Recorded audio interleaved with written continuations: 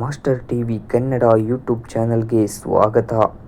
ವೀಕ್ಷಕರೇ, ಇನ್ನು ಮುಂದೆ ಶಾಲೆಗಳಲ್ಲಿ ಮಕ್ಕಳು ಮೊಬೈಲ್ ಫೋನ್ ಬಳಸಿ ಗೇಮ್ಗಳನ್ನು ಆಡಬಹುದು. ಸಿನಿಮಾದಲ್ಲಿ ತೋರಿಸುವಂತಹ ಗ್ರಾಫಿಕ್ಸ್ಗಳ ಬಗ್ಗೆ ಕಲಿಯಬಹುದು.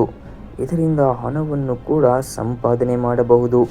ಇಂತಹ ಡಿಜಿಟಲ್ ಕೌಶಲ್ಯಗಳನ್ನು ಇನ್ನು ಮುಂದೆ ಶಾಲಾ ಕಾಲೇಜುಗಳಲ್ಲಿ ತರಬೇತಿಯನ್ನು ನೀಡಲು ಕೇಂದ್ರ ಸರ್ಕಾರ ಹೊಸ ಯೋಜನೆಯೊಂದಿಗೆ ಮುಂದಾಗ್ತಾ ಇದೆ. ವೀಕ್ಷಕರೇ, ಇನ್ನು ಮುಂದೆ ಮಕ್ಕಳು ಶಾಲಾ ಕಾಲೇಜುಗಳಲ್ಲಿ ಮ್ಯಾಥ್ಸ್, ಸೈನ್ಸ್, ಆರ್ಟ್ಸ್ ಸಬ್ಜೆಕ್ಟ್ ಮಾತ್ರವಲ್ಲದೆ ಕಂಟೆಂಟ್ ಕ್ರಿಯೇಷನ್ ಎಂಬ ಒಂದು ಹೊಸ ಸಬ್ಜೆಕ್ಟ್ ಅನ್ನು ಕೂಡ ಕಲಿಯಲಿದ್ದಾರೆ. ಹೌದು, ಭಾರತದ ಶಿಕ್ಷಣ ಪದ್ಧತಿಯಲ್ಲಿ ಒಂದು ಮಹತ್ತರವಾದ ಬದಲಾವಣೆಗೆ ಕೇಂದ್ರ ಸರ್ಕಾರ ಮುಂದಾಗ್ತಾ ಇದೆ.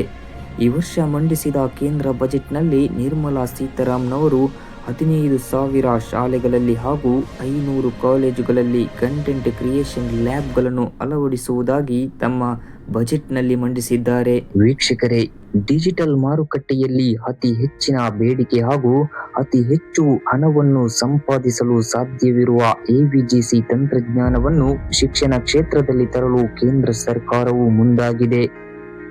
ಏನಿದು ಎವಿಜಿಸಿ, ಏನಿದರ ಉದ್ದೇಶ ಎಂಬುದರ ಬಗ್ಗೆ ನೋಡಿಕೊಂಡು ಬರೋಣ ಬನ್ನಿ.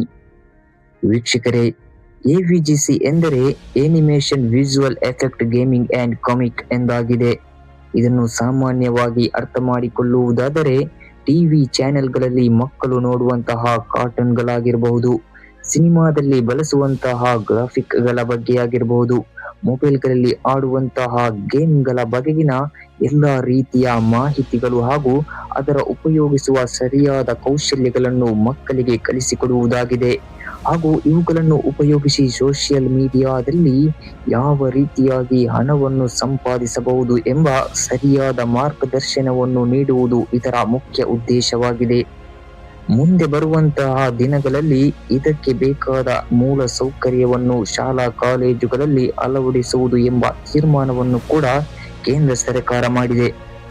ಇದಕ್ಕೆ ಬೇಕಾದಂತಹ ಸುಮಾರು 20 ಲಕ್ಷ ಎವಿಜಿಸಿಗೆ ಸಂಬಂಧಪಟ್ಟಂತಹ ಕೌಶಲ್ಯವನ್ನು ಒಳಗೊಂಡಿರುವಂತಹ ಶಿಕ್ಷಕ ವರ್ಗವನ್ನು ಆಯೋಜಿಸಲು ಸರ್ಕಾರವು ಮುಂದಾಗ್ತಾ ಇದೆ. ಈ ಯೋಜನೆಯನ್ನು ಸರ್ಕಾರವು ಪ್ರಸ್ತುತ ಮುಂಬೈನಲ್ಲಿರುವ IICT, Indian Institute of Creative Technologies ಇದರೊಂದಿಗೆ ಸೇರಿಕೊಂಡು ಯೋಜನೆಯನ್ನು ಕಾರ್ಯರೂಪಕ್ಕೆ ತರಲಿದೆ.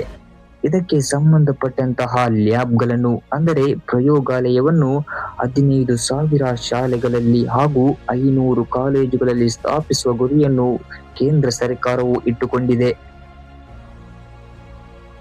ವೀಕ್ಷಕರೇ, ಸರ್ಕಾರವು ಕೈಗೊಂಡಿರುವ ಈ ಹೊಸ ಯೋಜನೆಯ ಬಗ್ಗೆ ನಿಮ್ಮ ಅಭಿಪ್ರಾಯವನ್ನು ಕಮೆಂಟ್ನಲ್ಲಿ ತಿಳಿಸಿ. ನಿಮಗೆ ಈ ಮಾಹಿತಿ ಇಷ್ಟವಾದರೆ ವಿಡಿಯೋವನ್ನು ಲೈಕ್ ಮಾಡಿ.